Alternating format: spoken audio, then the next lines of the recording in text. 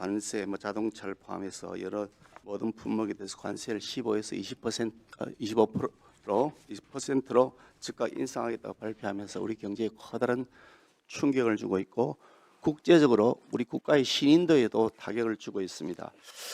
EU라든지 또 일본, 대만 이런 형태로 그동안 관세와 관련해서 미국과 협약을 맺었던 나라들 중에 대한민국이 지금 이런 사례는 유일한 거죠. 지금 그렇죠. 관세를 갑자기 올린다고 하는 게 지금 그러니까 뭐 당신네 나라에서 왜 이행을 안 하냐 그러면서 20% 올리겠다고 하는 게 처음 있는 사례죠. 그죠? 몇 관세를 가지고 협상을 했던 나라가 EU, 일본, 한국이고 또 추가로 뭐 대만하고도 협약을 했잖아요. 예. 네, 그렇지만 그건 좀 성격이 다른 그 것이고 어떻든 간에 지금 처음이죠. 그렇게 당신네 나라에서 왜 약속을 이행하지 않느냐라고 해서 하는 거는. 외에 여러 가지 다른 이유로 관세를 그러니까 높이겠다고 한 그린랜드를 나라가 가지고 얘기하고 이런 거 말고요. 그거는 저 다른 차원의 얘기고 당신의 나라에서 왜 협약을 이행하지 않느냐라고 하는 건 처음 아닙니까? 맞는 걸 자꾸 그렇게 돌려서 말씀을 하세요. 아니 셋 중에 처음입니다. 그렇죠. 그런데 저기 아까 말씀이 있었습니다만은 1월 13일 날 주한 미국 대사 대리가 항의하는 서한을 보내왔잖아요. 그죠? 우리 그 부총리에게로 맞죠, 그죠? 네, 그 내용을 위에 상부로 보고했다면서요, 그죠? 그렇습니다. 그러고 나서 국무총리가 방미를 했으니까 국무총리는 알고 갔겠네요, 그렇죠, 그죠? 네, 그 사실 알고 간 거죠, 그죠? 그렇습니다. 예. 보통 이게 이 대사관에서 주한 뭐 여러 나라 다른 대사관도 마찬가지겠지만 그 대사관에서 구두로 항의를 하는 거 말고 서면으로 항의할 때는 굉장히 의미가 담겨 있는 경우가 대부분이죠. 저는 그 서한을 아니 그러니까 뭐 사안의 내용을 제가 묻지 않습니다. 구두로 항의하는 게 아니라 서면으로 보낼 때는 그게 굉장히 비중을 두고 있다 이렇게 인식하는 것이 일반적이죠.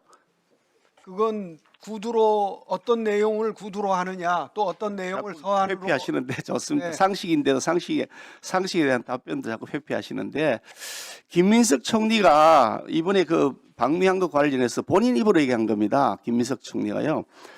저희가 한미 관세 협상 이후에 조인트 팩트 시트 등 타결된 내용을 실제로 이행하는데 좀 지연된 것들이 있어서 그것들을 챙겨야 했다. 이것이 방미의 목적이라고 얘기를 했고요. 그리고 다녀온 다음에는 해방 이후에 국무총리가 고유 업무로 가서 방문한 건 제가 처음이라고 한다. 이러면서 매우 자랑스러워하고 완전히 새로운 역사를 하나 썼다고 하더라. 이러면서 아주 본인이 대단한 성과를 거둔 것처럼 얘기하시고 한라인을 구축하는 것이 제일 큰 목적이었다. 이렇게 얘기했단 말이죠. 자, 한번 그 띄워보실래요? 예. 한라인이라고 하셨는데 한라인이 아니라 핫바지 라인이 되었다. 아무 작동이 되지 않는 라인. 그거 지금 다녀오고 난 다음에 26일 날 귀국하셨는데 27일 날 트럼프 대통령이 이 관세 올리겠다고 나왔단 말이죠. 한 라인이 아니라 핫바지 라인이다. 아니면 노라인 정도 수준일 것 같다는 생각이 듭니다. 그래서 왜 가셨냐? 국민 세금 써가면서 국무총리가 미국에 왜 갔습니까? 한미 동맹 관계를 보다 심화시키기 아니 이 중요한 그 서한까지 다 받아놔 놓고 그걸 다 숙지하고 가셨다는데 그 얘기를 어떻게 했는지 아니면 못 들었는지 아예 미국에서 그런 동향이 있는 사실조차 감지할 의사가 없었다 그러면 무능한 사람이고 감지하려고 했는데 실패했다 그러면 파트너 대우조차 받지 못한 그런 투명 총리였다 그런 생각이 듭니다. 그런데 저는 잘 이해가 안 되는 것이 그 김민석 총리가 2박 5일이나 다녀오셨거든요. 금방 다녀온 것도 아니고. 그런데 그분이 어저께 말씀하시기를 본인은 그 민주당 당 대표가 되는 것이 내 로망이다 그렇게 말씀하셨다고 하더라고요. 저는 잘 이해가 안 됐습니다. 현직 국무총리가 특정 정당의 대표가 되는 것이 로망이다 이렇게 공개적으로 발언해도 되는 것인지 그게 정치적 중립에 과연 위반되지 않는 것인지 저는 매우 의문스럽습니다. 그런데 김문석 총리의 여러 가지 행태들을 보면 미국 다녀온 것을 가지고서 뭐 그렇게 한라인 구축했다 매우 자랑스럽다 내가 처음으로 간 일이 하면서 이렇게 얘기를 하는데 목적은 지금 당대표가 되는 로망을 꿈꾸고 있는 것이 있다. 그러니까 총리란 자리가 당대표가 되기 위한 명함용역이 아닐까. 당대표를 되기 위해서 사진 찍기용으로 간 것인가, 국익을 위해 간 것인가 매우 의심스럽다는 말씀을 드리지 않을 수가 없는 겁니다. 자, 한번 보시죠. 비준동의안 왜 국회에 제출하지 않습니까, 장관님?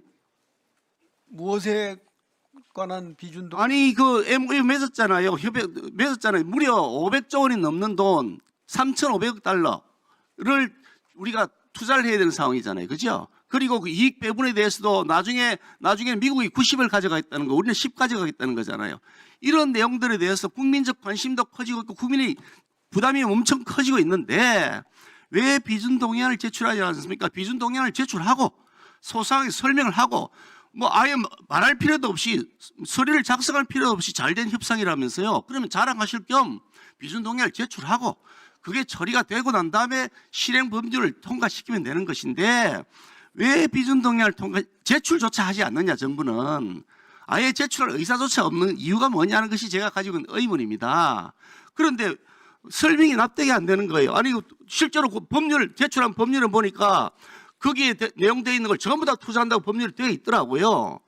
그러면 왜 그걸 제출하지 않습니까? 우리 당이 소수당에 지금 막을 수 있는 방법도 없고 우리가 막을 생각도 없고 적절한 수준이고 국민들이 공감하는 것이면 당연히 저희들이 찬성하고 적극적으로 지지를 하죠.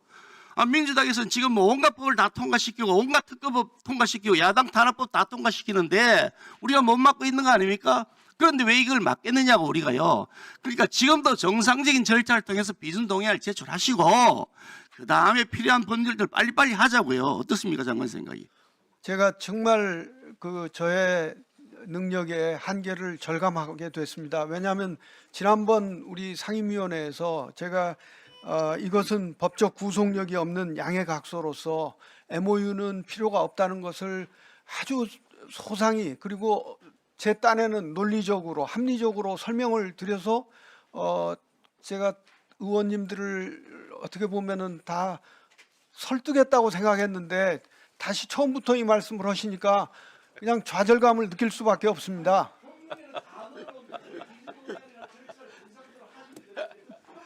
그런 그 조인트 팩시트의 그 비준 동의보다 그 개별 액션에